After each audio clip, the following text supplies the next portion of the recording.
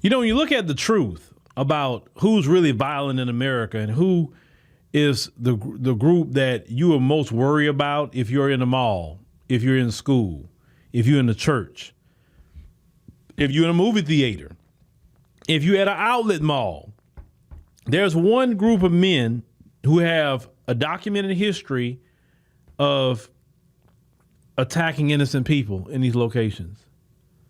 And then you have another group of men who have never done that, who don't even get down like that. Case in point, I want to show you this video what this white woman has to say and who she feels actually safe around. So this is probably going to be very controversial.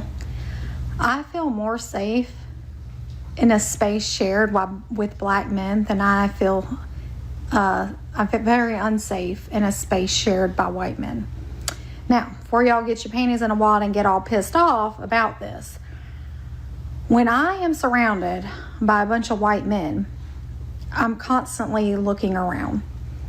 I have no fear in a room full of black men. The reason why, when I go to the movies, I don't worry that a black man's gonna up the movie theater. When I go to my church, I don't worry that a black man's gonna the church. When I go to the mall, I don't worry that a black man's gonna the mall. When I go to my children's school, I don't worry that a black man's gonna the school. Black men will target one or two or three individuals. White men will go schools, movie theaters, churches, your grocery store. So before you say that you're worried about being surrounded by black men, you better think about that. Boy, I know they are hot with her for making that video. And the reason why they hot with her for making this video is because it's true. It's the truth. I mean, we have documented cases. We have news reports. People have made documentaries. Many have went to jail, right, in their community for doing exactly what she's saying. You don't have brothers doing anything like that. And I know that, you know, to try to dismiss her, they're going to try to say, oh, she dates black men. Oh, she's a mud shark. You know, they try to say all these little dumb words like it matters. And let's talk about that. Calling white women who date black men names. The reason why you call them names, because like I said, I've studied just psychology. A lot of them feel like white women belong to them, and how dare they go choose to mess with another group of men, especially black men. And so the only way for them to cope that the white woman not choosing on a lot of them is to call her names, to try to dismiss her, whatever the case may be. A lot of these incels, remember Elliot Rodger, that's what he had talked about, right? He's the king of the incels. He said that he was so angry and upset because he kept seeing beautiful white women with black men. He didn't worry about the white women with Hispanic men or Asian men, but it has to do something with the black man. The black man is the one that triggers them, not Asians, not Hispanics, or anybody else. But the fact is, it's just a reality, what she had to say. And, you know, what they'll probably do with her is try to find out who she is, find out who she worked for. I'm telling y'all doing that mess, the Democrats are way better at it than y'all. And when they get back into power, y'all gonna be crying, because y'all really got it stirred up with them, and y'all showing them new ways of doing it. Oh, man. Like I said, man, you know, I see it coming, and I already know the crying gonna be there. I already know, because the Democrats gonna be so relentless when they get back in power with them. Because they, matter of fact, they're gonna be so relentless, they're gonna try to fix it with y'all can't ever get back in power again. Or whatever. And a lot of America probably thinking that as of now too, because like, wait a minute, they ain't doing too much. You know, it's like, why is it not focusing on the economy? You know what I'm saying? You worry about everything else but the economy. But they a lot of them run around just angry. And a lot of them are angry because I heard this one white lady talk about this. It say they got everything they want, but they don't feel fulfilled. And that's what they're angry about. Like, how is it I got everything, but I feel empty? I don't feel anything. And the black people who don't have any of this, they happy. They enjoying their life. They're fulfilled. And that just really angers them. They know what they did to us as black people, and yet we still smiling. We still doing good. We still progressing as a people. Yeah, that really angers a lot of them. They don't like seeing us progress at all. But I've been saying that I'm gonna tell you something, white people are extremely safe around black people. Because they'll call it what it is. Black folks not gonna put a hand on a lot of them, even some of the criminals, because they know if they put a hand on them, they gonna go get more time. They know that. All black folks know that. That's why white people will be very, very safe in the black area. They know that. She can go to a black lounge, a black club, concert, cookout. She can go to any of them places, and nobody not gonna do her anything. If she walk in there, they probably say, oh, okay, well, I guess she must be one of the cool ones, I guess. You know, say, okay, you want some food or whatever? And especially coming there with her black girlfriends, then they think she all right.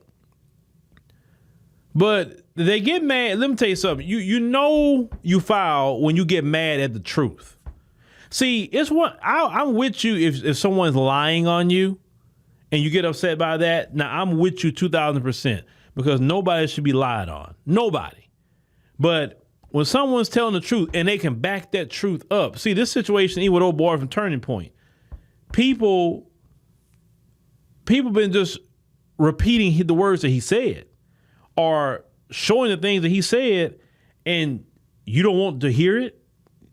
Your excuse is, well, you know, you heard that wrong or you took that out of context. No, nobody took it out of context. It was plain English. It was plain. Nothing was out of context at all.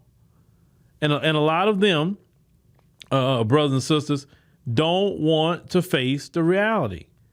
They don't want to hear about slavery.